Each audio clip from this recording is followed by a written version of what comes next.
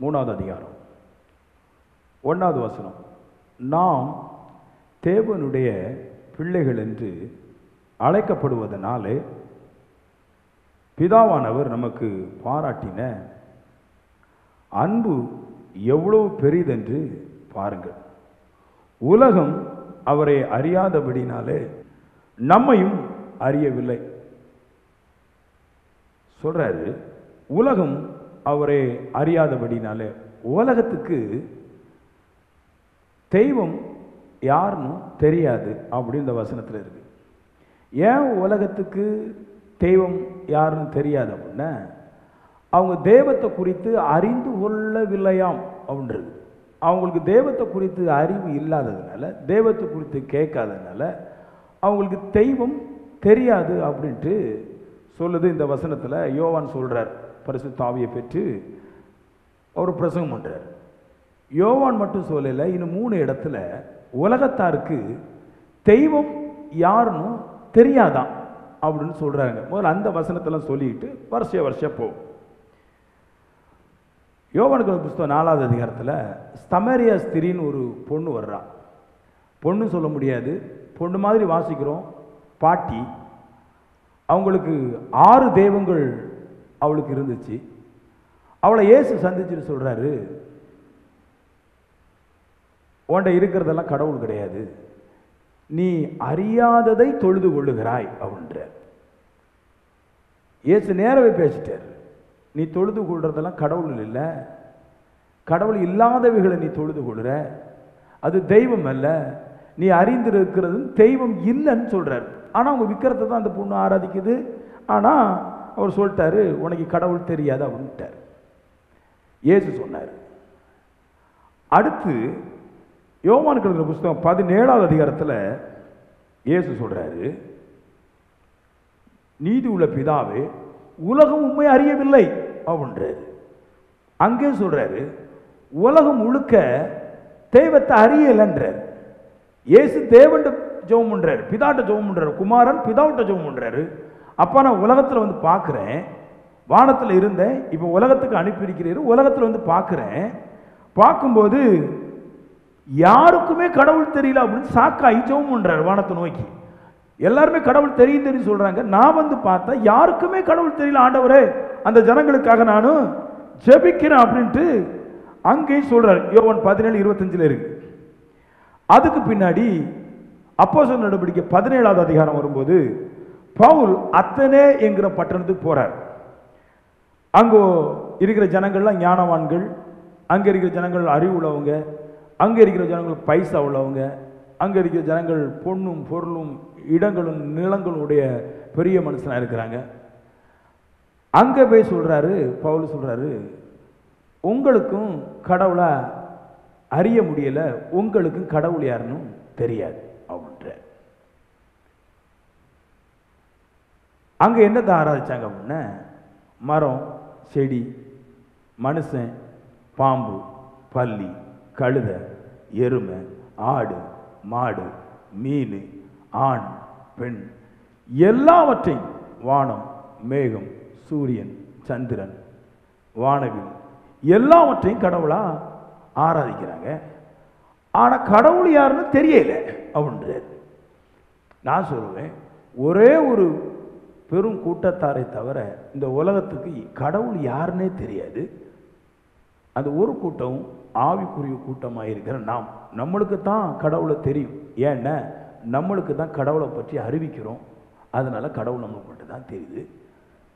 நித்திய பிதாவே, நீதி உள்ள பிதாவே, உலகத்துக்கு கடவுளே தெரியல அப்படின்ட்டு சொல்றார் இல்லையா?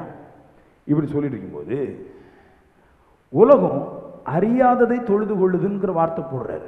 உலகத்துக்கு கடவுள் யாருன்னு தெரியாது, அவங்க ஆராதிக்கிறதுன்னு என்னன்னு தெரியாது, அதை கர்த்தராட்டு, அதை கடவுளாட்டு, அதை தேவனாட்டு ஆராதிக்கிறாங்க அப்படின்றார். இப்படி தெய்வம் இல்லாத ஜனங்கள், அந்த ஜனங்களுடைய வாழ்க்கை, அந்த மனுஷனுடைய முடிவு, இதை பற்றி முதல்ல சொல்றேன் இல்லையா? கடவுள் இல்லாத ஜனங்கள் எப்படி வாழ்றாங்க, எப்படி அவங்களோட வாழ்க்கையை முடிச்சு கொள்றாங்க, அதை குறித்து கொஞ்ச நேரம் பேசிட்டு அதுக்கு பின்னாடி கொஞ்சம் கொஞ்சம் ஆழமா போகலாம் இந்த சத்தியத்துக்குள்ளாக. யோவானுக்கு எழுதின புஸ்தகம் 10வது அதிகாரத்தில் ஒரு ஓமை சொல்றார் கர்த்தர். பரிசேட்ட சொல்றாரு. அப்புறமா சீசர்லாம் கூட்டமாக இருக்கிறாங்க. அவங்க கூட போய் சொல்றாரு, ஒரு ஓமை சொன்னார். ஃபிகரேட்டிவ்லின்னு வருது, பேராபிள்னு வருது, இங்கிலீஷில் 2 வார்த்தை போடுறாங்க. ஓமை சொன்னார். ஓமையின் கருத்து அவங்களுக்கு புரியலையா? எப்படி பாருங்க, ஓமையின் கருத்து அவங்களுக்கு புரியல. அப்போ நான் சொல்கிறேன், நிறைய பேருக்கு பைபிள் வாசிக்க தெரியுது, அதோடைய கருத்து புரியல. கருத்து புரிஞ்சிட்டா ஆள் விடுதலையாக்கப்பட்டு விடுவான். அப்போ கருத்தை, அந்த ஓமைகளை யார் சரியா புரியுறாங்களோ அவங்க தான் தப்ப முடியும். இங்க ஒரு அழகான ஓமை சொன்னாரு. அந்த ஓமையோட கருத்து என்னதுன்னா, தெய்வத்தை தெரியாமல் வேற எதையாவது தொழுது கொள்ளும்போது அந்த மனுஷனுடைய நிலைமையை தான் இங்கே 10வது அதிகாரத்தில் எழுதி வச்சிருக்குது. அதை மார்க்கம் வித்தியாசம் பேசுறாங்க. இன்னைக்கு அதுக்கு ஓமை முதல்ல சொல்றேன்.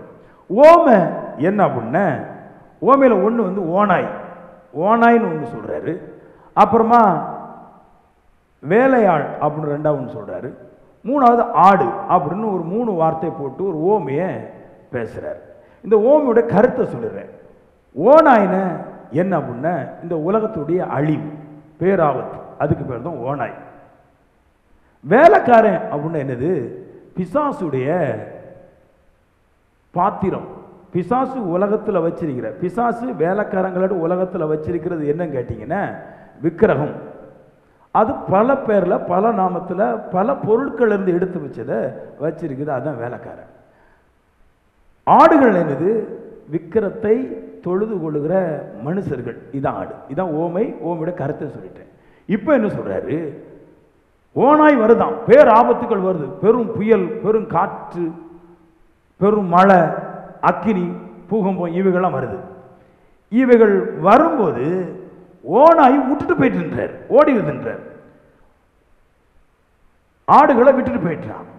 ஓனாய் பெரும் பிரச்சனைகள், பெரும் பூகம்பங்கள், பெரும் அழிவுகள், பெரும் அக்கினிகள் வரும்போது ஓனாயா இருக்கிற ஓனாய் வரும்போது மேய்ப்பன் வேலையாள் விட்டுட்டு போயிடுறான். மணிக்கு ஓனாய் விட்டுட்டு போக மாட்டான். ஓனாய் வரும்போது, பேராபத்துக்கள் வரும்போது,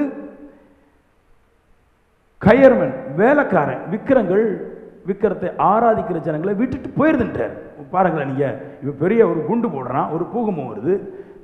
பிசாசுடைய வேலைக்காரனா இருக்கிற விக்கிரம், ஜனங்கள் அந்த பிரச்சனையில ஓடி போய் விக்கிரத்தை நாடி போனா முதல்ல எது போவோம் அப்படின்னா விக்கிரம் தான் போகும். மனுஷன் அங்கேயும் ஓடி தப்பிச்சிருவான். விக்கிரத்துக்கு ஓடி தப்பிக்க முடியாது, பாதுகாவலா இருக்கிறது அது முதலாவது ஓடிடுதுன்றாரு. பின்பு பிரச்சனை வரும்போது அதை நம்புற விசுவாசிகள் எல்லாரையும் ஓனாயானது, பூகம்பமானது, பிரச்சனையானது அழிச்சு நிர்மலமாக்கி கிழிச்சு பீறி ஒன்றுமில்லாமல் போட்டுருதுன்றார். இதான் யோவான் 10வது அதிகாரத்தில் இருக்கிற ஓமை சொல்ற. தேவன் இல்லாதவர்கள் தங்களுக்கு எதையாவது ஒன்றை தேவன் என்று ஆக்கி கொள்ளும் பொழுது வேதனைகள், வறுமைகள், பிரச்சனைகள், பாடுகள், பெரிய பெரிய போராட்டங்கள் வரும்போது விக்கிரமானது அவங்களை காப்பாற்றி கொள்ளாமல் அது அதனுடைய வேலையை பார்த்துட்டு போயிடுது.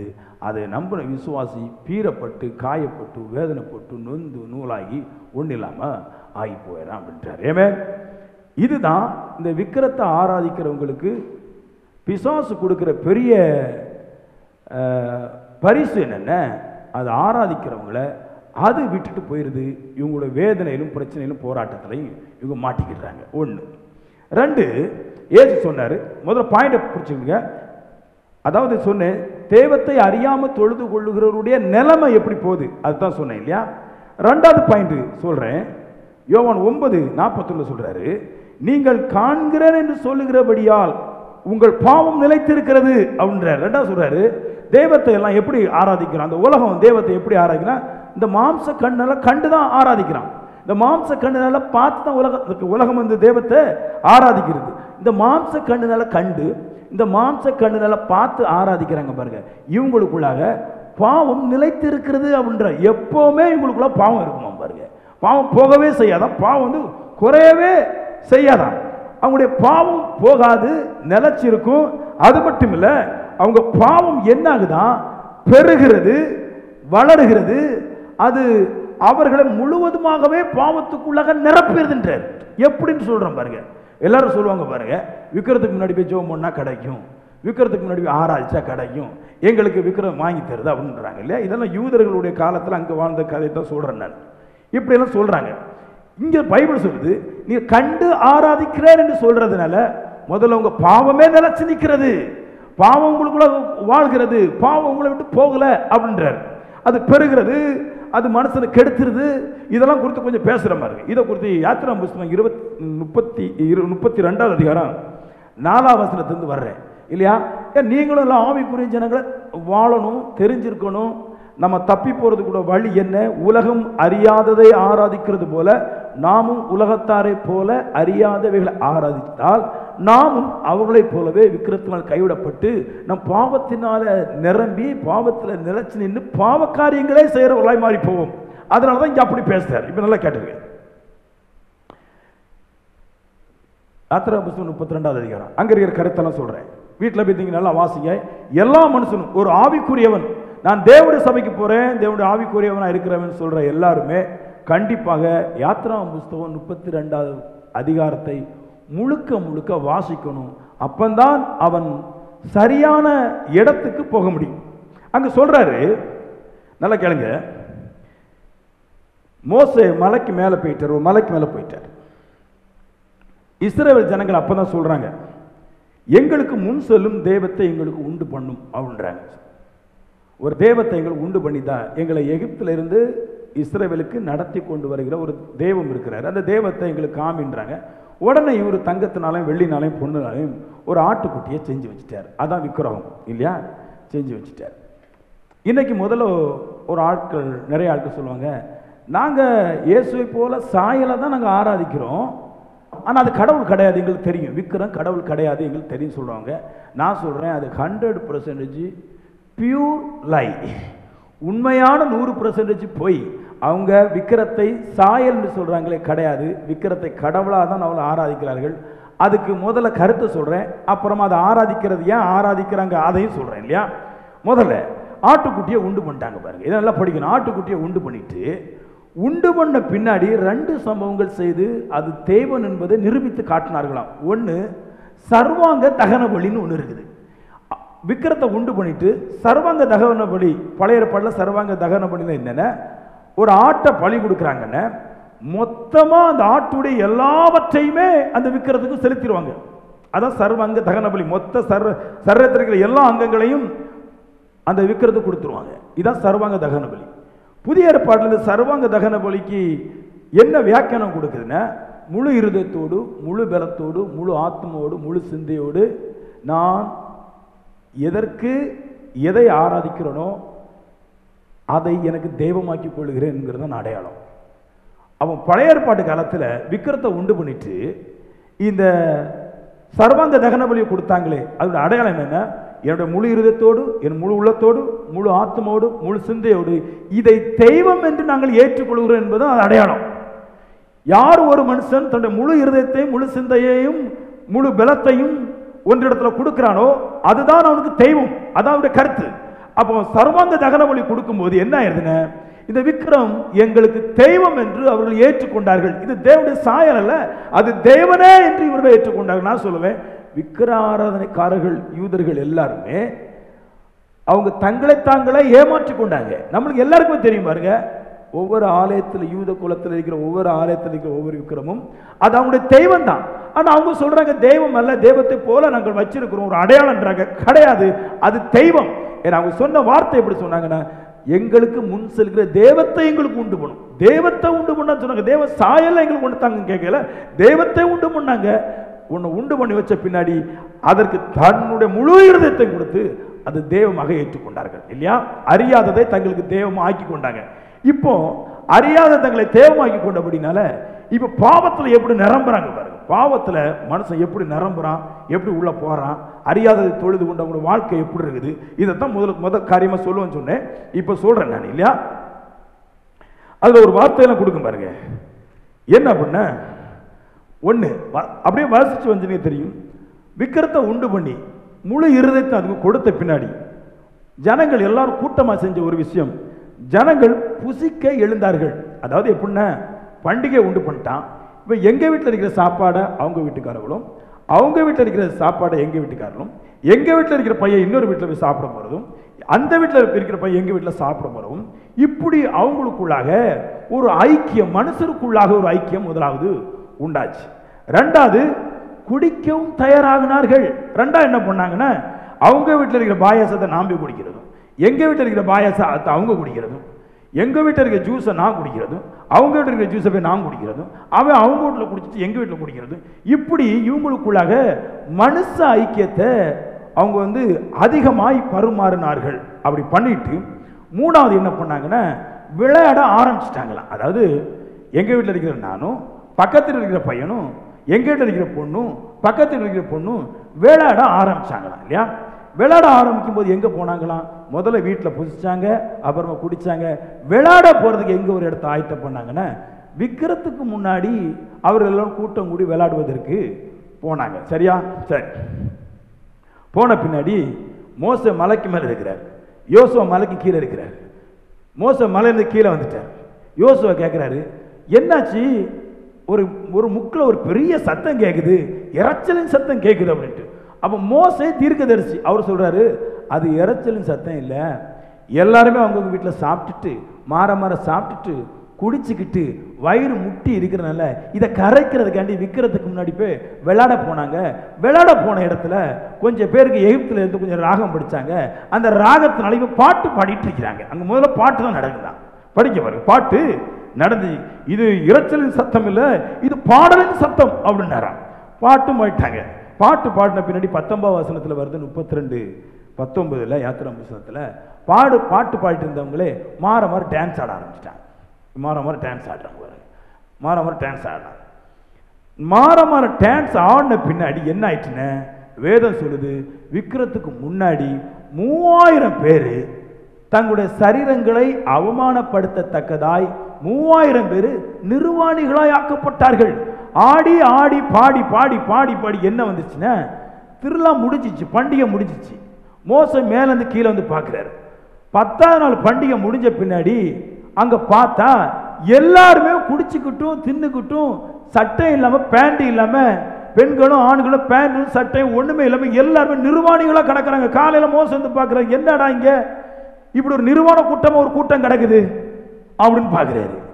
அப்போ நான் சொல்றேன், அறியாதவைகளை நீங்கள் ஆராதிக்கும் பொழுது என்ன நடக்கும் சொல்றோம்னா, நீங்கள் எல்லா விதமான பாவத்தில் விழும்படிக்காக பிசாசானது மனுஷனை எல்லா விதமான பாவத்தில் கொண்டு போட்டு அவங்கள பாவம் செய்ய வச்சு அவங்கள நிர்வாணியாய் மாற்றி விட்டுது. ஆமேன்னு சொல்லுங்களேன். எங்க ஊர்ல, நான் எங்க ஊரை பத்தி நான் பேச முடியும்.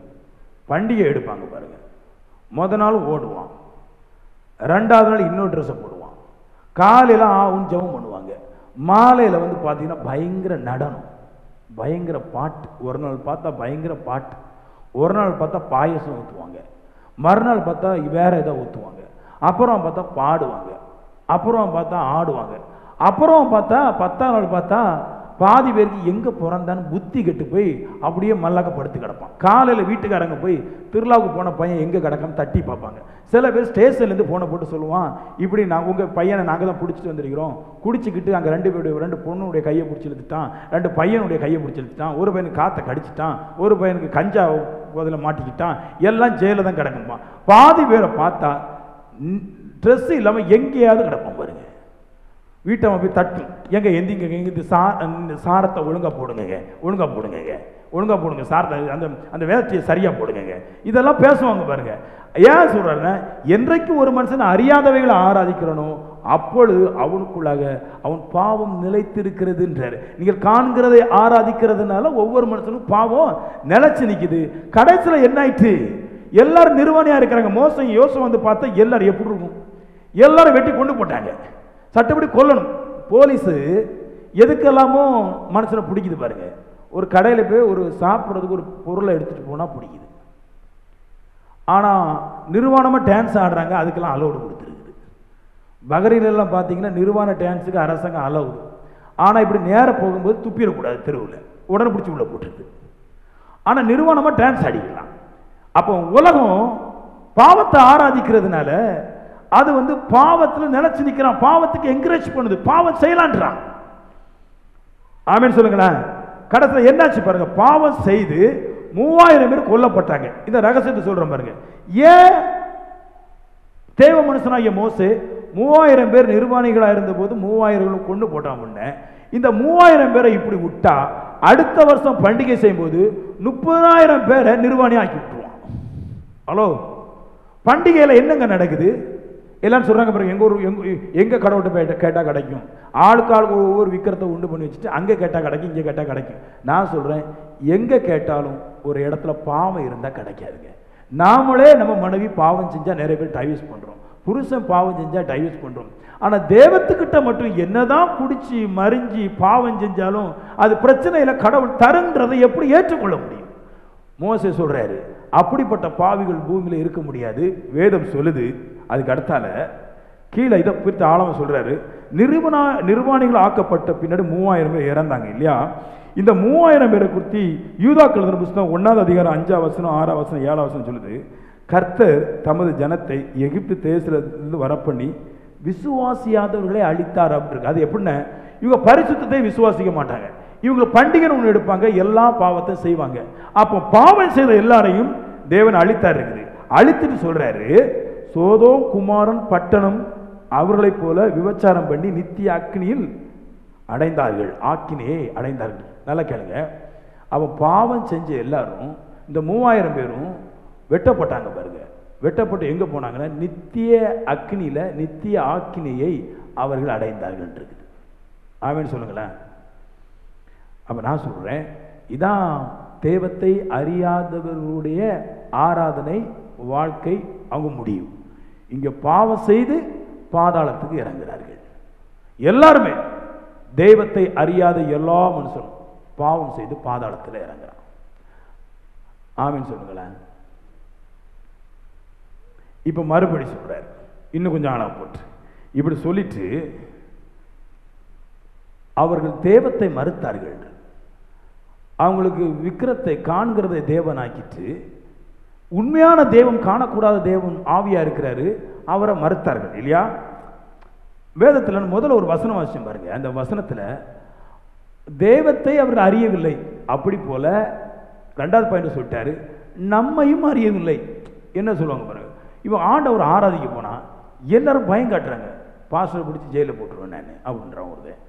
ஒருத்தன் சொல்றான் எதை பற்றியும் பேசக்கூடாது அப்படின்றான். இன்னொருத்தன் சொல்றான் எங்க கூட தானே இருந்த, உனக்கு இப்போ என்னாச்சு, எங்களை விட்டு போயிட்டுன்றான். ஒரு பாட்டிமா சொல்லுது, நீ எதுக்கு அங்க சபைக்கு போற அப்படின்றது.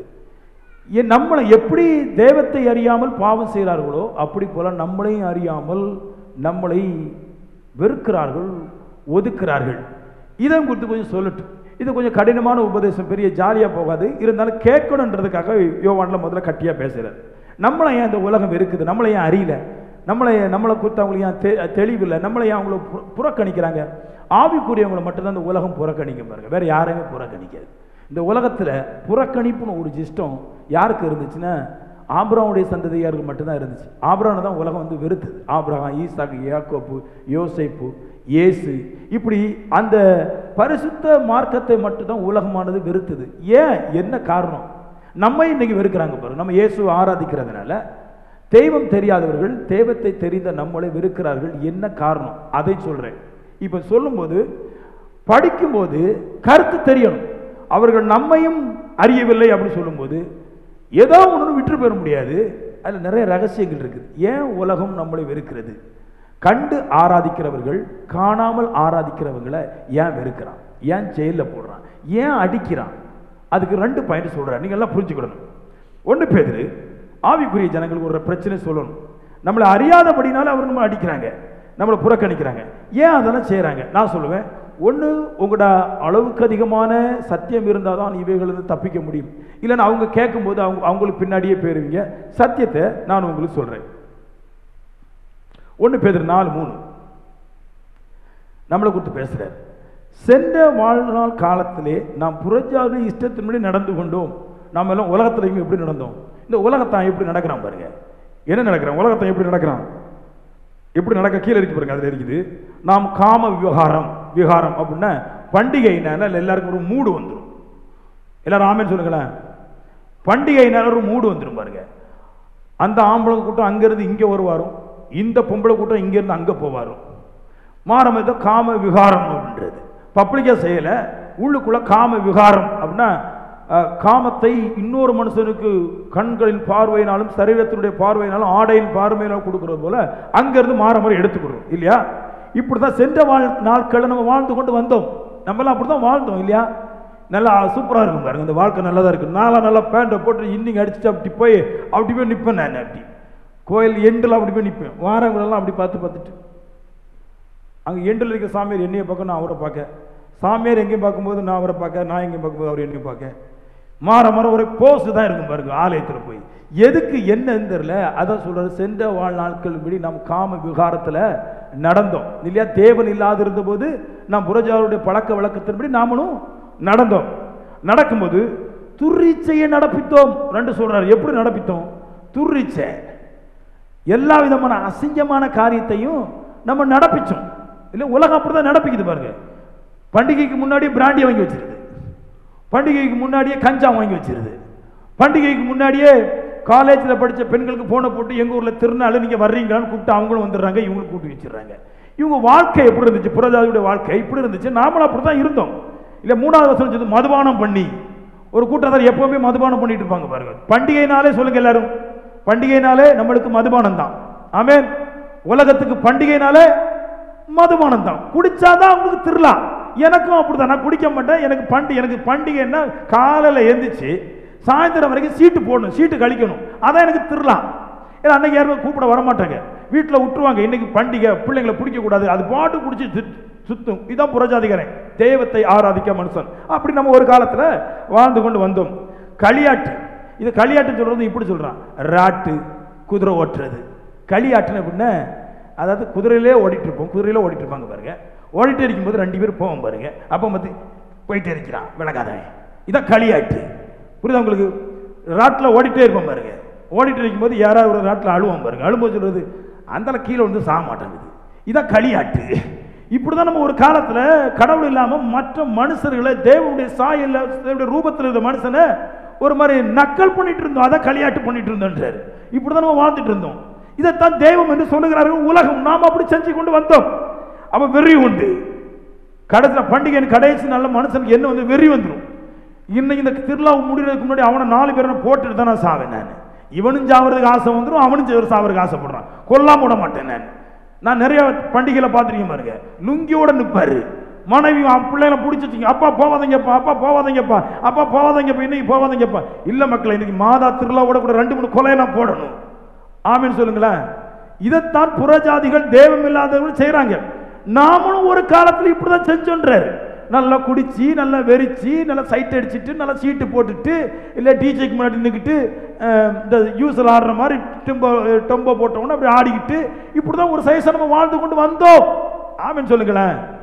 உண்மை, தெய்வம் தெரியாத மனுஷன் இப்படிதான் வாழ்ந்து கொண்டு வந்தான். அவனோடு கூட நாமளும் இப்படிதான் வாழ்ந்து வந்து கொண்டோம்.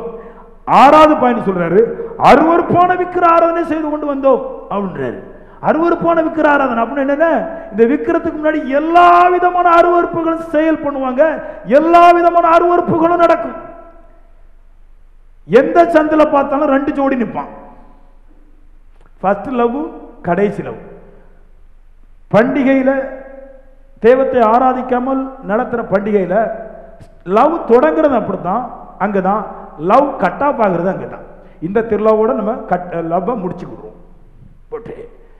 எல்லா வேதம் சொல்றது அருவருப்பான விக்கிர ஆராதனை எல்லா காரியத்திலும் நடத்தி கொண்டு வந்தோம் இல்லையா? இப்படி நடத்தி கொண்டு வந்தோம். வந்த போது என்ன ஆயிட்டுன்னு இப்ப என்ன சொல்றான், நாம வந்து கடவுளை கண்டுபிடிச்சு கடவுளை ஆராதிக்க வந்துட்டோம். இப்போ நாம ஒரு காலத்துல ஒருவனோடு கூட இருந்த பாருங்க.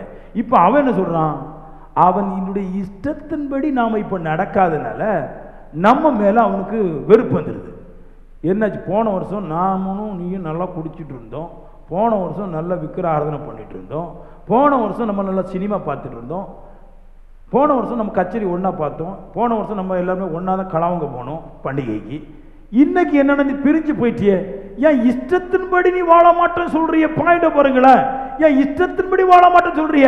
போன வருஷம் நான் துணி எடுக்க போகும்போது உன்னையும் கூப்பிட்டேன் வந்தேன், இந்த வருஷம் வர மாட்டேன்னு சொல்றிய?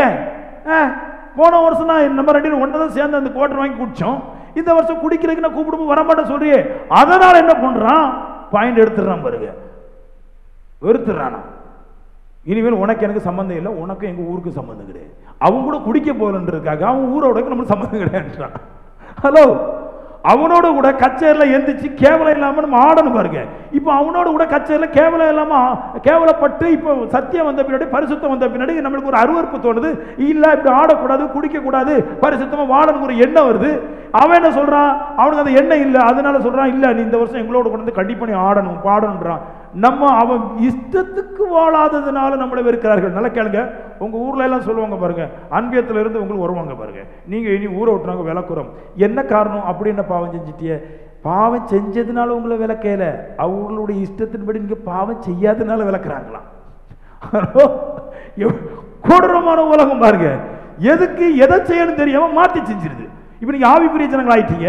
நீங்க ஊர்ல இருந்தீங்கன்னு சொல்லுவாங்க, நாங்க உங்களை ஊரை விட்டு விளக்குறோம். நீங்க கேளுங்க, எதுக்கு எங்களை ஊரை விட்டு விளக்குறீங்க?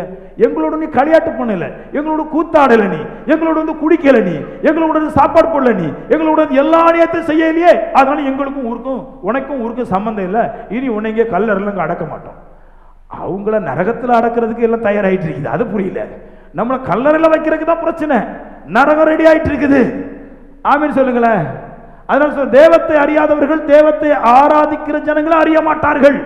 அவங்க தேவத்துக்கு விரோதமாய் காரியம் பாவம் செய்யும் போது, தேவமே அவங்களுக்கு பாவம் செய்ய அனுமதி கொடுக்காம இருக்கும்போது அவங்களை வெறுக்கிறது போல, நாமளும் அவங்களுடைய இஷ்டத்தின்படி அவங்களோட சேர்ந்து பாவம் செய்யாதபடினால அவர்களும் நம்மளை வெறுக்கிறார்கள். ஆமீன் சொல்லுங்களேன். அப்படித்தான் இருக்கிறான்.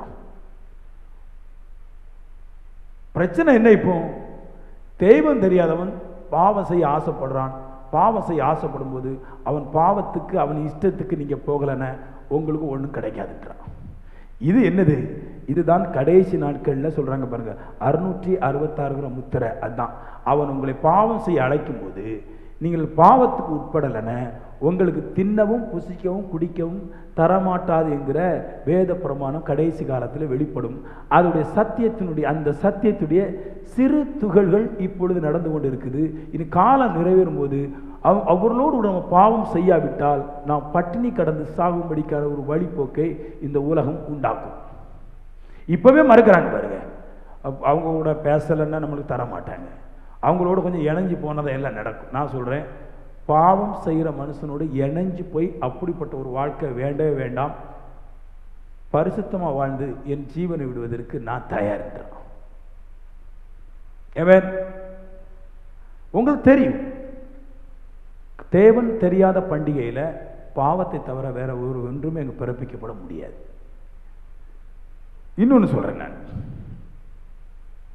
இல்லையா? ஒரு பாயிண்ட் சொல்லிட்டேன், நம்மளை வெறுக்கிறதுக்குள்ள காரணம் அவங்களுடைய விருப்பத்தின்படியும் வாழல, இல்லையா? அவங்க இஷ்டத்தின்படியும் வாழல. அடுத்த பாயிண்ட் சொல்றாரு, 4வது பாயிண்ட், ஏன் நம்மளை வெறுக்குது உலகம்? அந்த துன்மார்க்க ஊழையிலே அவர்களோடு கூட நீங்களும் விழாமல் இருக்கிறதுனாலே அவர்கள் ஆச்சரியப்பட்டு உங்களை தூசிக்கிறார்கள். அடுத்த தூசனை நம்மளை பார்த்து சொல்லுவோம் பாருங்க, ஆவிக்குரிய சபை போனா எப்படி தூரம் பேசுவாங்க, தூசிப்பான் பாரு, மெண்டல் பிடிச்சி சுத்துறான், இவன் கிறுக்கு பிடிச்சாது அங்கே போகுது பாரு, இந்த பெரிய ஆலயம் இருக்குது, இங்கே வந்தால் என்ன அது அங்கே தேவையில்லாமல் போய் பாரு. பெந்தகோஸ்து சபையில் ஒன்றுமே இல்லை, வெறும் லைட்டை போட்டு வச்சுக்கிறான், ஒரு வசனம் மட்டும் போட்டு வைக்கிறான், லார்ட் இஸ் ஸ்பிரிட்னு போட்டு வைக்கிறான். அறிவு கட்டத்தனமாக அங்கே போய் இருக்குது பாரு. இங்கே சாப்பாடு ஊற்றுறான், கஞ்சி ஊற்றுறான், பெரும் திரள் கூட்டம் வருது, எல்லாத்தையும் ஏன் அது அங்கே போய் இருக்குது? தூசிக்கிறான், கெட்ட வார்த்தை போட்டு தூசிக்கிறான். என்னவா பேதுரு எழுதுறாரு, அந்த துன்மார்க்கமான ஊழையிலே அவர் சொல்றாரு, துன்மார்க்கமாக இருக்கிற சகதின்றார். துன்மார்க்க சகதியில் அவன் மூழ்கி போயிட்டு இருக்கிறான். அவனுக்கு தெரியும், வருஷா வருஷம் குடிச்சு குடிச்சு குடல் நாசமாகுது, வருஷா வருஷம் பண்டிகை வரும்போது வீட்டில் பல பிரச்சனை, வருஷா வருஷம் திருவிழா எடுக்கும்போது வீட்டில் வந்து தின்னு கழிச்சு எடுத்து மறுநாள் வட்டிக்காரன் வரும்போது ஓடிடுறது, எல்லா பிரச்சனையும் வருஷா வருஷம் நடக்குது. ஊழன்றார், சகதின்றார். சகதி வருஷா வருஷம் பாவம் செய்து எல்லாம் கெட்டு போயிட்டு, நிறைய பேருக்கு பண்டிகையில் குடிச்சு குடிச்சு கிட்னி போயிட்டு, உண்மையா சொல்றேன், நிறைய பேருக்கு பண்டிகையில குடிச்சு குடிச்சு குடிச்சு குடல் போயிட்டு. அன்னைக்கு ஒரு பையனை சந்திச்சோம் பாருங்க, பயங்கர வளர்த்து, பயங்கர உயரம், மூஞ்செல்லாம் பார்த்தேன், அப்படி ஒரு மாதிரி மூஞ்செல்லாம் வந்து சரியா கிட்டத்தட்ட பேய் மாதிரி தான் இருந்தான். அப்போ அவங்க அப்பாட சொன்னேன் நான், இவன் ஏதோ எங்கேயோ மாட்டிருக்கான் அப்படின்ட்டு. அவங்க அம்மா என்ன குறுகுறுன்னு பார்த்துச்சு, அப்பா திருட்டு மொழி மாதிரி முழிச்சாரு. எனக்கு தெரிஞ்சிருச்சு என்ன அது ரகசியம் பண்ண. பண்டிகை வரும்போது நல்ல கஞ்சா போடுறது அந்த ஊழையில சகுதி, அவங்க சகுதியில் போய் சேரல பாருங்க, நல்லா கஞ்சா போட்டுட்டு உரியும் போது என்ன ஆயிடுதுன்னு, இந்த இந்த கண்ணு இந்த இங்க இருக்கு பாருங்க, உரியும் போது இங்க இருக்கிற சதையெல்லாம் உள்ள போய், இங்க இருக்கிற சதை உள்ள போய் வெறும் தோலை எலும்பு மட்டும்தான் இருக்குது. கண்ணு இருக்குது, என்ன கஞ்சாவுக்கு கண்ணுக்கு ரொம்ப சம்மந்தம் படுது, அது கொஞ்சம் நல்லா தான் இருக்குது. மற்றது எல்லாம் உறிஞ்சு உறிஞ்சு உறிஞ்சு உறிஞ்சி அந்த எந்த இடத்துல இருந்து உரியிறான் பாருங்களேன். அப்படி செய்யும்போது அந்த பண்டிகையில ரொம்ப செய்யறான். காலையில இருந்து சாயந்தரம் வரைக்கும் திருவிழான்னு சொல்லிட்டு விட்டுறாங்க, வீட்டுக்காரங்க விட்டுறாங்க, அது ஏதோ புனித மாதிரி விட்டுறான். இவன் கஞ்சா குடிச்சு எல்லாம் குடிச்சு குடிச்சு குடிச்சு குடிச்சு இருக்கிறான். ஒரு சைஸா இருந்தான். இவன் என்ன பிரச்சனையா அவர் சொல்றாரு, அவனுக்கு சாக்காயிட்டு. நம்ம கூட தான் பண்டிகையில அந்த உளையான சேற்றில் நம்மளோட தூங்கிட்டு இருந்தான். இவன் எப்படி சபைக்கு போய் தப்பிச்சுட்டான், குடிக்க மாட்டேன்ட்டான், நல்லாயிட்டானே. நம்ம கூட தானே சண்டை போட்டிருந்தான், வார வார வார ஜெனரேட்டருக்கு வேலை பார்த்து நம்ம கூட சண்டை போட்டிருந்தானே, நம்ம கூட தானே கச்சையில் கை தட்டிட்டு இருந்தான் 10வது நாள். என்னாச்சு இந்த அழிப்பு, நல்லாயிட்டான், ரசிக்கப்பட்டான். இவன் என்ன ஆயிட்டான், நாம குடிச்சு குடிச்சு கெட்டு போறோம், நாம பாவம் செஞ்சு கெட்டு போறோம், நம்மளோடு கூட இருந்த மனுஷன் நல்லாயிட்டானேன்னு ஆச்சரியப்பட்டு, அந்த வசந்த படிக்கலாம் இப்ப சொல்லுது பாருங்க, அவர்கள் ஆச்சரியப்பட்டு தூசிக்கிறார்கள். என்னென்ன, அவன் நல்லாயிட்டான், தப்பிச்சுட்டான், அவன் நல்லாயிட்டான், அவன் தான் நம்மளுக்கு குடியை வாங்கி தந்தான், கேட்ட வாங்கி தந்தான், இப்போ அவன் நல்லாயிட்டான் அப்படிங்கிற ஆச்சரியத்தில் அவனோடு கூட சேர்ந்த பாவம் செய்ய போவாதனால, அவனுடைய சகதிலே நாமளும் விழுந்து போகாதனால அவன் ஆச்சரியப்பட்டு வந்து திட்டுறான். அப்படியா இப்படியா, அந்தால செஞ்சிருவேன் நான், இந்தால செஞ்சிருவேன் நான். அவர்கள் சொல்றாங்க, அவர் உங்களை அறியவில்லை. என்ன அறியவில்லை? நீங்கள் தேவனை விசுவாசித்து விட்டீர்கள் என்பதை அவருடைய கரத்திலிருந்து ஒருவனும் உங்களை பறித்து கொண்டு போக முடியாது என்பதை அவர்கள் அறிந்து கொள்ளவில்லை. அவர்கள் அறிந்து கொண்டானால் மறுபடியும் உங்களை தூசிக்கவும் உங்களை மறுபடியும் பாவத்தில் இழுப்பதற்கும் அவர்கள் போராட மாட்டார்கள். அவங்க கடவுள் தெரியாது, அதனால கடவுளே தூசிச்சான் விட்டா கடவுளே பாவம் செய்ய, கடவுளை பாவம் செஞ்ச மக்கள் இருக்காங்க பாருங்க, பார்த்துருக்கீங்க, நீங்கள் பயிர் படிச்சிருக்கீங்களா? கடவுளை பாவம் செஞ்ச கூட்டம் இருந்துச்சு பாருங்க. கடவுளை கூட்டம் வருதுங்க போய் சோதோம் குமாரன் பட்டணத்தில் 2 கடவுளுடைய தூதன் வந்தான். கடவுள் கிடையாது, கடவுளுடைய தூதன் வந்தான். தூதன் வந்து நல்ல பிரகாசமா இருக்கிறான். இங்க ஒரே பண்டிகை, வானம் வரைக்கும் உயர்த்தப்பட்ட கட்டிடங்கள், நல்ல பணக்காரங்க, நல்ல ஜாம்னு சீரியல் லைட்லாம் போட்டு பண்டிகை நடக்குது. அந்த பண்டிகையில் 2 பேர் தூதன், வானத்திலேருந்து தூதன் வந்திருக்கிறான். வந்த உடனே ஜொலின்னு ஜொலிக்கிறான். அந்த ஊர் ஆட்கள் எல்லாமே சொல்லுது, நாங்கள் அவனோடு கூட நாங்கள் வந்து செக்ஸ் பண்ணணும், எங்களுக்கு தேவை. அப்போ லோத்து சொல்கிறாரு, டேய் சும்மா இடங்கடா, பாவி மனுஷனுங்களா, எங்கள் வீட்டில் வேறு பெண்கள் வேணா இருக்குது, நாங்கள் தர்றோம், நீங்கள் உங்களுடைய இச்சையை அடக்கி கொள்ளுங்க. இவன் கடவுளுடைய தூதன், மன்னிக்கன் கடவுள் இல்லை, கடவுளுடைய தூதன், இவனுக்கு வேகாது, இவன் ஆணி இல்லை பெண் இல்லை அலி இல்லை, இவன் ஒரு வித்தியாசமான ஒரு ஆள், இவனுக்கு ஒத்து வராடுன்னு சொன்னதுக்காக வச்சுன்னா, ஆணோ பெண்ணோ அலியோ அது எங்களுக்கு முக்கியம் கிடையாது. திருவிழாவில் நாங்கள் குடிக்கிற கஞ்சாவும் எங்கள் ஊரில் போட்ட பெண்களுடைய ட்ரெஸ்ஸும் எங்களை இப்போ மனுஷ ரூபத்தையே பார்க்க விடாமல் எங்கள் காரியம்தான் முக்கியம்னு சொல்லுதுன்றார். அவ்வளோ ஆமேன்னு சொல்லுங்களேன். அவன் பாவம் விக்கிரத்தில் எந்த அளவு வந்திருக்கு பாருங்களேன். ஆணு இல்லை, அவன் தூதன் ஆணு இல்லை, அவனை தூதனை குறித்து சொல்லுது, அவன் காற்றும் அக்னி. அப்படிப்பட்ட தூதனை இவன் போய் சொல்றான், இன்னைக்கு நைட்டு ஓகேவா, என்னன்னு 10ஆம் நாள் கச்சேரி, இன்னைக்கு பின்னாடி எங்கள் வீட்டில் என்னை யாரும் அனுமதிக்க மாட்டாங்க, என் பொண்டாட்டி இன்னைக்கு தான் ஊரில் தெரு சுத்த விட்டுருக்கிறான், என் புருஷனும் ஊரில் இன்னைக்கு தான் தெரு சுத்த விட்டுருக்கிறான், இன்னைக்கு தான் கடைசி நாள், ஓகே இல்லையா? அப்போ இவர் சொல்றாரு, ஏப்பா நீ சுமரியாவா, இன்னொரு நீ கரைச்சி போவாத, தூதன் கையை பட்டுக்கிட்டு எரிஞ்சு போவாதாடான்றார். முடியாது, செத்தன சாகலையோ, இன்னைக்கு ஓகே அப்படின்ட்டான். இப்படியும் மனுஷன் வாழ்றான், விக்கிரத்திலிருந்து வந்து ஆவின்றார். ஆமேன்னு சொல்லுங்களேன். போற ஜாஸ்தி பார்த்து போகணும், அதுக்கு தான் சத்தியம் படிக்கணும், அதுக்கு தான் இந்த சபைக்கு ஒரு பேசுறது. ஆமேன். அவங்க 2 விஷயத்தினால நம்மளை வெறுக்கிறாங்களாம். 1 அவங்க இஷ்டப்படி வாழையில, 2 நீ ரட்சிக்கப்பட்ட, அதனால அவன் இஷ்டத்துக்கு இணங்காதனாலையும் நீ நித்திய ஜீவனுக்கு பேர் குறிக்கப்பட்டதுனாலும் அவன் ஆச்சரியப்பட்டு உங்களை தூசிக்கிறான் அப்படின்றார். இப்படிப்பட்டவங்களோட முடிவே சொல்றேன் நான், இல்லையா? சில நேரத்தில் சொல்லுவாங்க பாருங்க, பாஸ்டர் எப்போ பார்த்தாலும் ஐஸ்வர்யத்தையும் பணத்தை பற்றி தான் பேசுகிறாரு, இதெல்லாம் பற்றி பேசல அப்படின்னு சொல்லுவாங்க. நான் சொல்கிறேன், அதுவும் நல்லது, இதுவும் நல்லது. அதை பேசுனா நீங்கள் நல்லா வருவீங்க, இதை பேசுனா கொஞ்சம் உலகத்துக்கு பிரச்சனை, உங்களுக்கு கேட்டு போயிருவீங்க. இது உலகம் கேட்கும்போது பாஸ்டர் மேலே ஏறி விடும், எங்களை பற்றி தப்பாக பேசுகிற இடம் கேட்கும். ஆனால் நான் என்ன பண்ணுறது, சத்தியம் பேசணும்னு சொல்கிறீங்க, பேசுகிறேன் நான், கேளுங்க.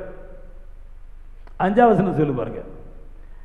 அந்த உங்களை தூசிக்கிறவர்களையும் அவருடைய இஷ்டத்தின்படி வாழாமல் இருக்கிறார்கள், அவருடைய முடிவு. நான் சொன்னேன், பாயிண்ட் முதல்ல சொன்னேன், தெய்வம் இல்லாத மனுஷனுடைய வாழ்க்கை அவருடைய முடிவு என்னென்ன முதல்ல காமிச்சிட்டு வரேன். தேவையில்லாத மனுஷன் தெய்வத்தை ஆராதிக்கிறவன் தூசிக்கிறான், தெய்வத்தை ஆராதிக்கிறவனை தன்னுடைய இஷ்டத்தின்படி வளைக்க நினைக்கிறான். அந்த மனுஷனை முடிவு சொல்றாரு, உயிரோடு இருக்கிறவர்களுக்கும் மரித்தோர்களுக்கும் நியாய தீர்ப்பு கொடுக்க ஆயத்தமாக இருக்கிறவருக்கு அவர்கள் கணக்கு ஒப்பிப்பார்கள். நல்லா கேளுங்களேன் பாருங்க. சபைக்கு போகக்கூடாது, ஆவிக்குரிய சபைக்கு போகக்கூடாது தடை பண்றான் பாருங்க. அவன் போனவனை மறுபடி பிடிச்சி இழுக்கானே அவன் இல்லை, ஆவிக்குரிய சபைக்கு போகக்கூடாது, இங்கே தான் ஆராதிக்கணும்னு சொல்லிட்டு எல்லா விதமான ஊழை, எல்லா விதமான பாவத்தையும், எல்லா விதமான சகதியை செய்ய பண்றானே அவன். அவனை பார்த்து கருத்து சொல்றாரு, நியாய தீர்ப்பு கொடுக்கிற தெய்வம் ஒருவர் இருக்கிறாரு, அந்த தேவனிடத்துல இவன் செய்கிற அக்கிரமத்துக்கு, இவன் செய்கிற அநியாயத்துக்கு இவன் கணக்கு ஒப்பிக்க வேண்டும்ன்ற. நம்மகிட்ட ஒப்பிக்க மாட்டான். ஏன்னா நாம் ஒரு சிறிய தொகையுடைய மனிதர்கள், நம்ம இந்த உலகத்தில் எதுவும் செய்து ஜெயிக்க முடியாது. அவர்கள் பாவத்தினாலே அங்கீகரிக்கப்பட்டு பாவத்தினால எல்லாவற்றிலும் வெள்ளம் கொண்டிருக்கிறபடினால இந்த உலகத்தில் ஒன்றும் செய்ய முடியாது. ஆனால் சொல்றாரு, தெய்வம் அறியாதவர்கள் அவர்கள் செய்கிற எல்லா விதமான பலவீனத்திற்கும் தக்க பலனை அடையும்படிக்கு கர்த்தர் அவர்களுக்கு கணக்கை காமிப்பார். இதான் தெய்வம் தெரியாத மனுஷனுடைய வாழ்க்கை, அவனுடைய முடிவு. ஆமேன் சொல்லுங்களேன். ஏமேன். சில பேர்லாம் பண்டிகைன்னா உடனே பெறா. ஆமேன். தூத்துக்குடியில் பண்டிகை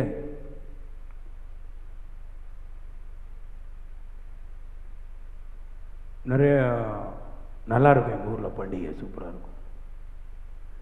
அப்படி இருக்கும் எங்கள் ஊரில் தெரியுமா, திருவிழாவுக்கு சூப்பராக இருக்கும். என்னப்பா இருக்கும், சூப்பராக இருக்கும். என்னதான் சூப்பராக இருக்கும் சொல்லு. அது எங்கள் ஊர் கோயிலில் வந்து சீரியல் லைட்லாம் சூப்பராக போட்டிருப்பாங்க. சரி, அப்புறமா என்ன சூப்பராக இருக்கும், அதைத்தான் நாங்கள் எல்லா இடத்துலையும் போனால் பார்த்துக்கிடலாமே. எங்கள் கடவுள் வந்து வானத்துக்கே சீரியல் லைட்டு போட்டிருக்கிறாரு, எங்கள் சபைக்கு மேலே சீரியல் லைட் அழகாக இருக்குது. 60 சீரியல் லைட்டு போட்டிருக்கோம், அதெல்லாம் அழகாக தான் இருக்குது. வேறு என்ன நடக்கும், கச்சேரி போடுவாங்க தெரியுமா, சூப்பராக இருக்கும், பயங்கரமாக இருக்கும். எல்லாரும் ஊரில் இருக்கிற எல்லாருமே அன்றைக்கி பார்க்கலாம். கச்சேரியில் எல்லாரும் வந்துடுவாங்க, சூப்பராக இருக்கும். வாலிய பயக்கெல்லாம் குடிச்சுக்கிட்டு அப்படி இப்படி ஓட வந்துடுமா, என்ன அழகாக இருக்கும். யாருமே தூங்க மாட்டாங்க. இதை அழகு சொல்கிறதா இல்லைன்னா நரகத்தினுடைய பாவம் சொல்கிறதா? நான் சொல்கிறேன், இது பிரம்மாண்டமான பாவம், இது அழகல்ல. பாவிகளுக்கு பாவம் செய்கிறது அழகு, பரிசுத்தவானுக்கு பாவம் செய்கிறது இகழ்ச்சி. நான் சொல்கிறேன், நீங்கள் பரிசுத்த தேவனை ஆராதிக்கிறதுனால அப்படிப்பட்ட இடத்துக்கு போவதை உங்களை தவிர்த்து கொள்ளுங்கள். கர்த்தரிடத்துல கணத்தை பெறுவீர்கள். ஒரு கரங்களை தட்டிடு. ஆமென். அடுத்து முக்கியமான பாயிண்ட் இருக்கு. ஏன்னா ஒரு 4 பாயிண்ட் இருக்கு. எப்பவுமே கடவுளை ரொம்ப தேடணும். ஏன்னா நிறையா விஷயங்கள் நான் கேள்விப்படுறேன். ஊழியக்காரனாக இருக்கிறதுனால நிறையா வீட்டில் இருந்து வர்ற பிரச்சனைகள்லாம் பார்க்கும்போது அந்த ஜனங்கள் சத்தியம் தெரியல, பிரச்சனையெல்லாம் அவங்களால பேசி தப்பிக்க முடியல. ஒரு இடத்துல இயேசு குறித்து சொல்லுவாங்க, அவர் பேசுகிற பேச்சுக்கு, அவர் பேசுகிற ஞானத்தை போல இதுவரைக்கும் யாருமே பேசுனது இல்லைன்னு சொல்லிட்டு அவரை பிடிக்க வந்தவங்க, அவர் கொல்ல வந்தவங்க விட்டுட்டு போனாங்களாம்.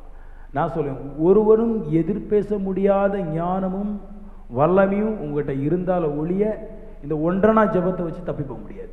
ஒரு அம்மா போன போட்டு சொல்லுது, பாஸ்டர் நான் எல்லா மெசேஜும் கேட்குறேன், படும் பிரச்சனை படும் போராட்டம் எல்லாரும் ஜெபம்னு சொல்கிறாங்க பாஸ்டர், நான் பண்ணாத ஜெபம் எந்த ஊழியக்காரமே பண்ணியிருக்க மாட்டான். என்னன்னு, என் புருஷன் வீட்டை விட்டு போனால் அடிக்கிறாரு, அதனால் வீட்டுக்குள்ளே இருந்தே ஜெபம் பண்ணுறேன். நான் அவ்வளோ ஜெபம் பண்ணுறேன். ஒரு பையனுக்கு ஒரு வேலை நெதர்லாந்தில் இருக்கிறான், நல்லா படிச்சிருக்கேன், ஒரு வேலை கிடைக்கல பாஸ்டர். நான் கட்டவிழ்த்து விடுற தீர்க்க தரிசனத்தில் சொல்லும்போது தான் அப்படியே ஒவ்வொன்றும் சொல்கிறேன். நான் சொல்கிறேன், உங்களை எது ரட்சிக்கும் அப்படின்னு கேட்டிங்கன்னா, சத்தியத்தை அறிவீர்கள், சத்தியம் உங்களை ரட்சிக்கும். பைபிள் அப்படி தான் சொல்லு. கடாபடான்னு ஜெபம் பண்ணிட்டு ஓடிட்டு போய் வாழ்கிறது வாழ்க்கை இல்லை. நீங்கள் இந்த பூமியில் ஜெயிப்பதற்கும் மறுமையில் ஜெயிப்பதற்கும் நீங்கள் கேட்குற சத்தியம் உங்களுடைய இருதயத்தில் ஆழமாக பதிஞ்சிருந்தால் இந்த உலகத்தை நீங்கள் ஜெயிக்க முடியும். அதான் ஆண்டவர் சொல்கிறார். மற்றபடி உங்களுடைய விசுவாசம் விருதாக இருக்கும். நான் விசுவாசிக்கிறேன்னு சொன்னாலும் கூட உங்களுடைய பரிசுத்த வாழ்க்கை சரியானவைகள் இல்லைன்னா ஒரு பிரயோஜனம் என்றார். அப்போ நல்லா கவனமாக பார்த்துக்கணும். ஜெபிக்கிறது தப்பு இல்லை, நல்லது, நல்லா ஜெபிக்கணும். அதை பார்க்கணும் உங்களுடைய சத்தியத்தில் வருகிற ஞானம் எல்லாவற்றையும் ஜெயிக்கிறவைகளாக இருக்கணும். எல்லா மனுஷனும் ஜெயிக்கிறவைகளாக இருக்கணும். நீங்கள் சொல்லலாம் நாங்களும் ஜெபிக்கிறோம், நீங்கள் சொன்னீங்கன்னா அவங்க சொல்லுவாங்க நாங்களும் தான் ஜெபிக்கிறோமே, எங்களுக்கு என்ன ஜெப குறவு அப்படின்னு கேட்பாங்க. நீங்களும் எதை பெணாத்துவீங்க, அவங்களும் ஜெபத்தில் எதாவது பெணாத்துவா. நீங்கள் ஜெபத்தை சொல்லி எங்கே தப்பிக்க முடியாது, ஏன்னா உலகம் முழுக்க ஜெபிக்குது. அப்போ நீங்கள் எதை சொல்லி தப்பிக்க முடியும்? நீங்கள் சத்தியத்தினுடைய பரிசுத்தங்களையும் ஆழமான விஷயங்களையும் அறிந்திருந்து நீங்கள் உலகத்தை ஜெயிக்க முடியும். இல்லைன்னா அவங்களுடைய இழுவைக்கு நீங்கள் போயிடுவீங்க. முக்கியமான விஷயத்தை சொல்லட்டும். 2வது பாயிண்ட், அதில் ஒரு வார்த்தை கொடுத்துருக்கேன் பாருங்க. 1 யோவான்ல 3வது அதிகாரம் முதல் வசனத்தில் ஒரு வார்த்தை முதலே போட்டிருக்குது. நாம் தேவனுடைய பிள்ளைகள் அழைக்கப்படுவதனாலே பிதாவானவர் நமக்கு பாராட்டின அப்படின்றாரு. இப்போ என்ன சொல்றாரு? நாம் தேவனுடைய பிள்ளைகள். உலகத்துக்கு தெய்வம் தெரியாது, அது நமக்கு தேவ பிள்ளைகள் கிடையாது. நாம தேவனுடைய பிள்ளைகள். எதனால தேவனுடைய பிள்ளைகள்? 2 கருத்தை சொல்றேன், அப்புறம் பாராட்ட சொல்றேன். நாம ஏன் தேவனுடைய பிள்ளைகள்? ரெடியா? சத்தியம் கேட்க. யார் தேவனுடைய பிள்ளைகள்? ஜெபிக்கிறவனா, பாடுறவனா, துதிக்கிறவனா, உபாசம் இருக்கிறவனா, இல்லைன்னா தேவத்துக்கேற்ற வைராக்கியத்தை காமிக்கிறவனா? யார் தேவனுடைய பிள்ளைகள்? யார தேவன் தேவனுடைய பிள்ளைன்றாரு? நிறைய பேர் சொல்றாங்க நாங்கள் பாடுறோம், hallelujah, praise the lord, praise the lord. தேவ பிள்ளை இல்லை. நான் சொல்ல போகிற சத்தியத்தை கேட்டு நீங்கள் மிரள போகிறீங்க தேவ பிள்ளை யாருன்னு. 3 வாரம் நாங்கள் உபவாசத்தில் கடும் பிரச்சனையோடு உபவாசத்தில் இருந்தோம். தேவ பிள்ளை இல்லை. விடிய காலைதோறும் நான் ஜபிக்கிறேன், தேவ பிள்ளை இல்லை. நான் நகையெல்லாம் கலட்டிட்டேன், நான் தேவ பிள்ளை. அது கண்டிப்பாக நான் டையெல்லாம் அடிக்க மாட்டேன், சபைக்கே ஒழுங்க போகலை. யார் தேவ பிள்ளை? ரெடியா? பைபிள் படிச்சிருக்கீங்களா? 2 சொல்கிறேன் பாருங்க. நான் பார்த்துட்டு மிரண்டுட்டேன். தேவன் யாரை பிள்ளைன்னு கூப்பிடுறான்? எல்லாரும் திருப்பிடுங்க. ஒரு வசனம் சொல்கிறேன். நான் முதல்ல ஒரு வசனம் சொல்கிறேன்.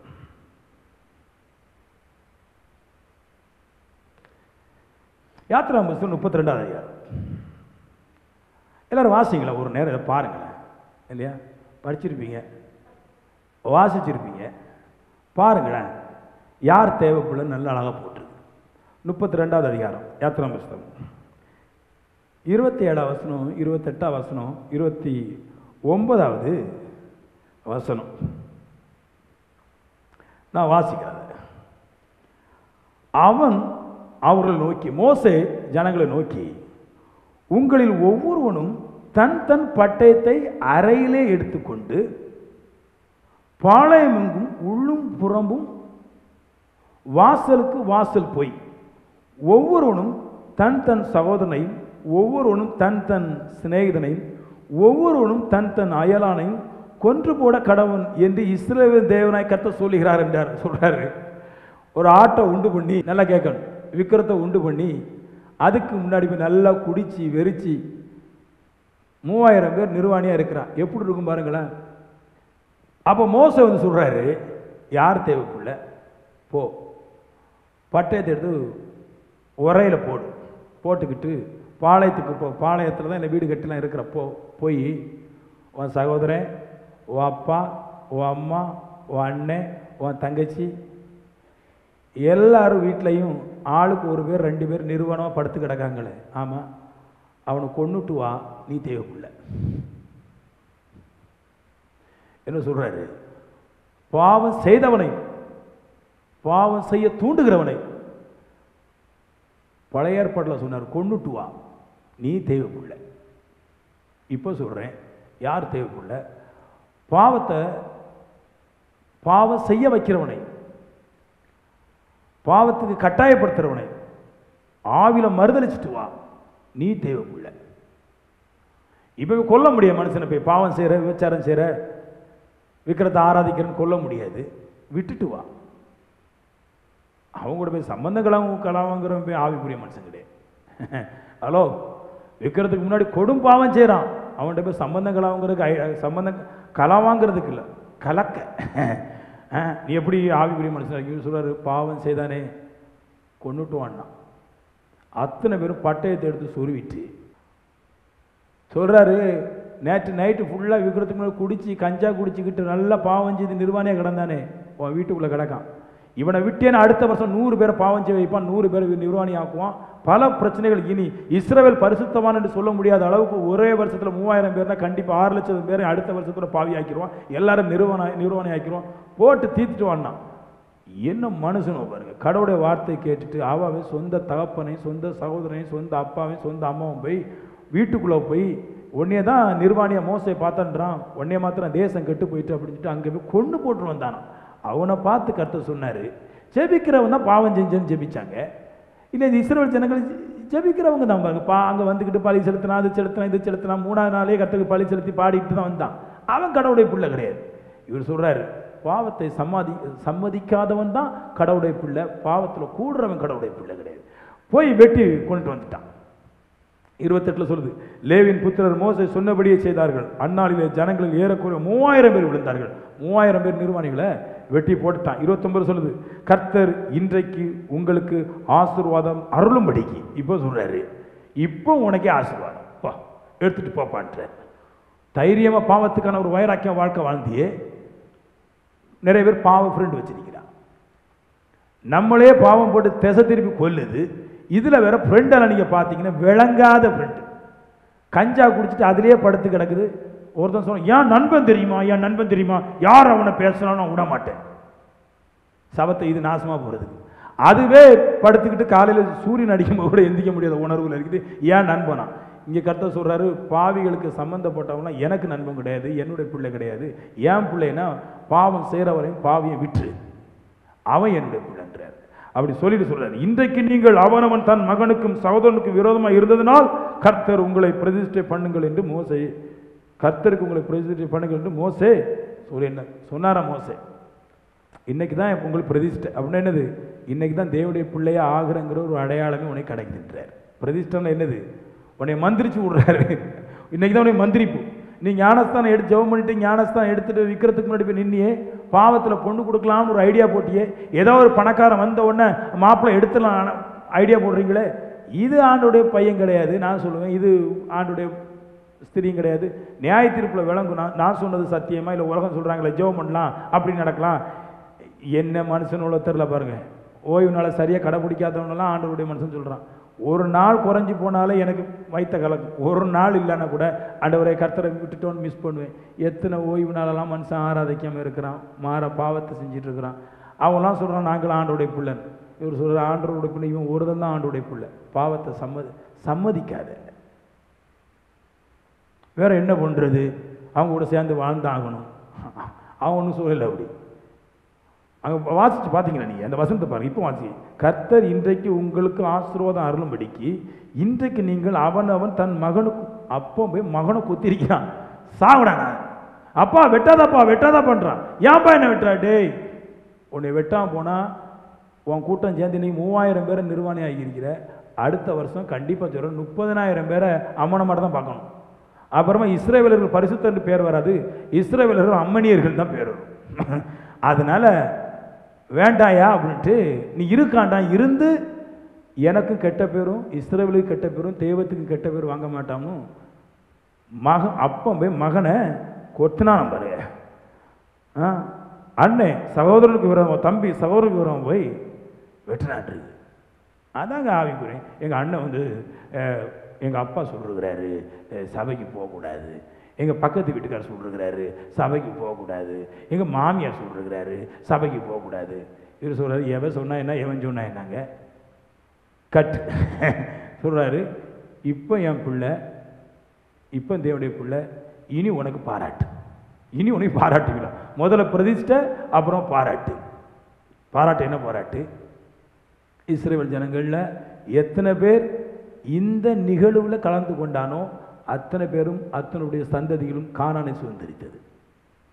யார் யாரெல்லாம் சொந்த அண்ணனையும் தம்பியையும் போய் பாவம் செஞ்சு மிரண்டு போய் தேசமும் தேவனும் சுகத்தில் இருக்கும்போது பாவம் செஞ்சவன் எனக்கு வேண்டாம்னு சொல்லிட்டு என்னைக்கு இத்தனை பேர் விரும்பினாங்களோ அத்தனை பேரையும் கடவுள் கானான் தேசத்துக்குள்ள உள்ள உட்பண்ணாரு, பிள்ளையாக்குனாரு.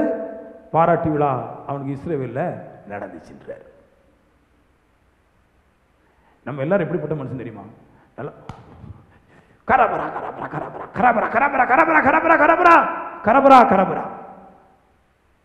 சண்டே இல்ல இல்ல எங்க அம்மாவுக்கு உடம்பு சரியில்லை, கரபரா கரபரா கரபரா கரபரா.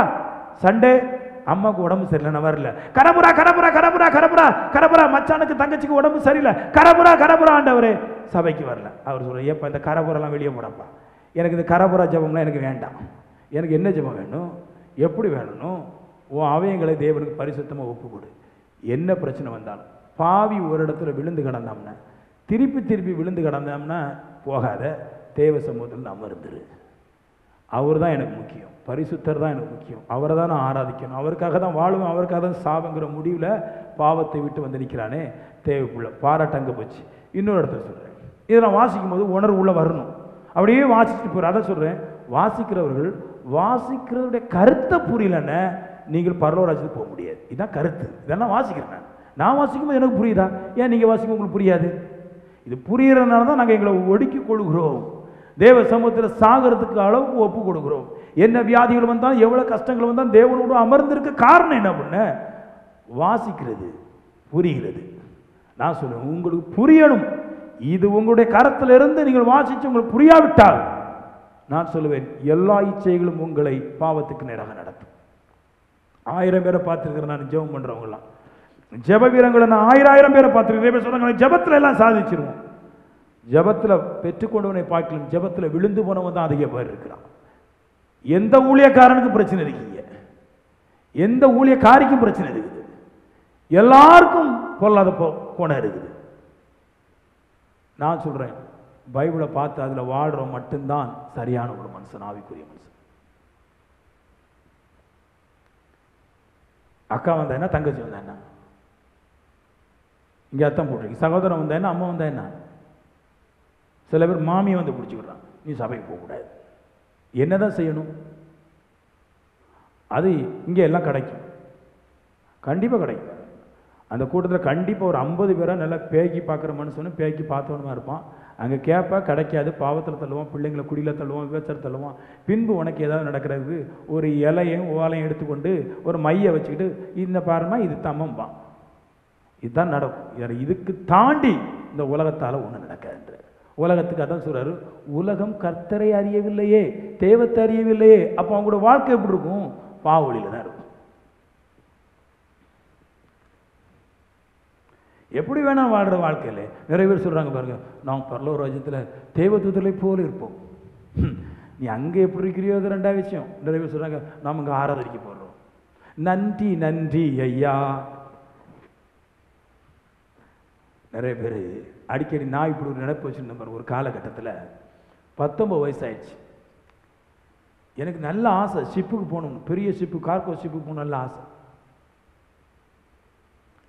என் கூட இருந்த ஒரு அண்ணா சொன்னார், நீ கப்பல் போயாச்சு நினச்சிக்கணும். நான் கப்பல் போயிட்டு நினச்சிக்க. அண்ணன் இருக்குங்களா? ஆமாம், கப்பல் போயிட்டு நினச்சி, கார்கோ ஷிப்பில் நீ தான் கேப்டனே நினச்சிக்க அப்படின்ட்டார். என்னைக்கு நடக்கும்? பக்கத்தில் சொன்னார், உங்கள் அண்ணாச்சி குடிகார சொல்ல நம்பாத, அதுக்கு போகிறதுக்கு சிடிசி வாங்கணும், அதுக்கு போகிறதுக்கு படிச்சிருக்கணும், அதுக்கு போகிறதுக்கு கொஞ்சமாக கிந்தி தெரிஞ்சிருக்கணும், அதில் இருக்கிற ஒரு 4 பேர் எனக்கு புரிஞ்சிருக்கணும், அதை பற்றி கொஞ்சமாக கேள்வி கேட்போம், அது தெரியணும். ஒன்றுமே தெரியாமல் இவர் சொல்கிறத எப்படா நம்புகிறேன்? நான் சொல்கிறேன், நீங்கள் பரலோகத்துக்கு ஆராதிக்க தான் போகிறீங்க, ஆனால் இங்கே நிறைய ப்ராசஸ் இருக்குது. பாவத்தை கட் பண்ணி விடணும், பாவத்தை விடணும். ஆமீன் சொல்லுங்களேன். இதை கட் பண்ணி விட்டா அங்கே ஆராதிக்கலாம், இதை பிடிச்சிக்கிட்டா கானான் தேசம் கிடையாதுன்ட்டார். இப்போ என்ன சொல்லணும்னு கொஞ்சம் போ, நேரம் ஆயிடுச்சு. அதில் பேசணும் பாருங்க, பிரசங்கத்தை மட்டும் பேச பிரச்சனை இல்லை, கொஞ்சம் அழுத்தம் உங்களுக்கு சொல்லணும். ஆமென். யோவான் 10வது அதிகாரத்தில் நாம் தேவனுடைய பிள்ளைகள் என்று அழைக்கப்படுவதனாலே நம்மளுக்குள்ள பாராட்ட சொல்றார். யோவான் 10:15 இருக்குது. நான் என்னுடையவர்களை அறிந்தும், அவர் சொல்றாரு, நான் என்னுடையவர்களை அறிஞ்சிருக்கிறேன். நல்லா கேளுங்க, தேவனுடைய பிள்ளைகள் யாருங்கிறத காமிக்கிறார். நான் என்னுடையவர்களை அறிஞ்சிருக்கிறேன். அப்படி என்ன சொல்றாரு? எனக்கு ஒரு வல்லமை பிதாவிட்ட நான் வாங்கியிருக்கிறேன். அது என்னென்ன? சாகவும் உயிரோடு கூட எழும்பும் வல்லமையே எனக்கு இருக்குது, எனக்கு தெரியும். இயேசு கிறிஸ்து சொல்றார். அதான் சொல்றாரு, நான் என்னுடையவர்களை அறிந்தும் என்னுடையவர்களாம் தெரிஞ்சிருக்கிறேன், எனக்கு அப்படி ஆற்றல் இருக்குன்றார். சரி, அப்படிப்பட்ட ஆற்றல் இருக்கிறவர் சொல்றாரு, ஆடுகளுக்காக அந்த ஜீவனை கொடுக்கிறேன் அப்படின்னு என்ன அர்த்தம்? உலகத்துக்காக, விசுவாசிகளுக்காக, எல்லாருக்காகவும் என் ஜீவனை கொடுக்கிறேன். கொடுத்துட்டு அப்புறம் சொல்றாரு, என்னை விசுவாசிச்சுட்டா நான் ஒருவன் தான் எல்லாருக்காகவும் மறிக்க முடியும், நான் ஒருவர் தான் எல்லாருக்கும் உயிரோடு எழும்ப முடியுங்கிறத என்னுடையதனா அறிஞ்சு எல்லாருக்கும் கொடுத்துருக்கிறேன். யாரெல்லாம் விசுவாசிக்கிறவர்களுக்காகும், இதை யாரெல்லாம் விசுவாசிக்கிறாங்களோ, யாரெல்லாம் இதை விசுவாசித்து ஏற்றுக்கொள்றாங்களோ அவங்களுக்கு நான் தேவனுடைய பிள்ளை என்கிற பெயரையும், தேவனுடைய பிள்ளைகள் ஆக்கப்பட்ட பின்னாடி அவங்களுக்கு பாராட்டையும் கொடுக்கிறேன். அவன் நல்லா புரிஞ்சுக்கிடுங்க. உலகம் இதை விசுவாசிக்கல பாருங்க. உலகத்துக்கு இந்த சத்தியம் கிடையாது. ஒரு அண்ணன் சொல்றாரு, ஏண்ட கடவுளே இல்லாத மனுஷன்.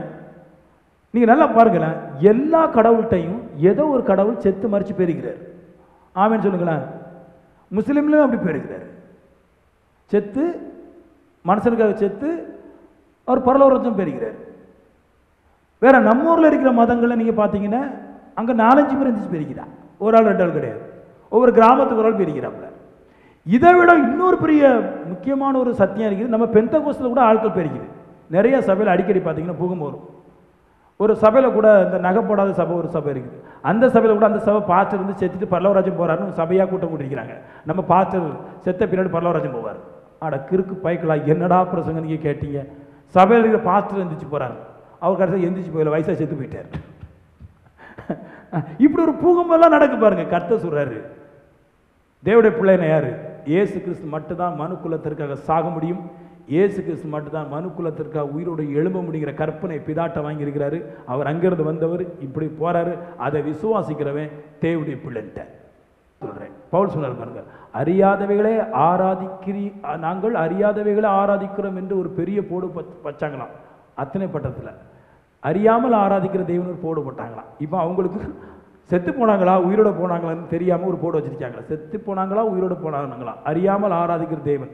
நான் சொல்கிறேன், நீங்கள் அறியாமல் ஆராதிக்கிற தேவனை நான் உங்களுக்கு அறியும்படிக்க விளக்கி சொல்கிறேன்.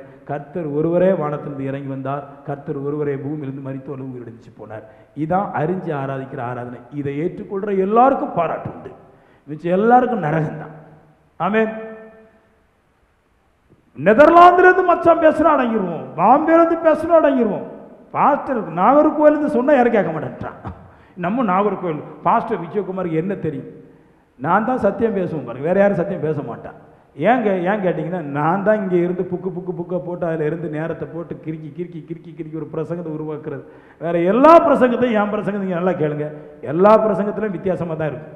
ஒன்லி ஜபம் இல்லை நகை கலட்டு, இல்லை பெல்ட்டு கட்டாத, மீசையை வலிக்காத, முடியை சரி பண்ணாத, தங்கம் போடாத, டாலரை பெருசாக போடாத, காதில் கம்மல் போடாத, பார்த்துக்கோ, கடவுள் ஒன்றும் எடுத்துக்கொள்ள மாட்டார். நான் சொல்லுவேன், இது எல்லாத்தையும் மண்ணங்கட்டி பண்ணி போட்டுருப்போ, தேவ வார்த்தைக்கு இணங்க நீதியை செய், பாவத்தை விடு, கரெக்டாக வாழ்க்கை சரியாயிரும்.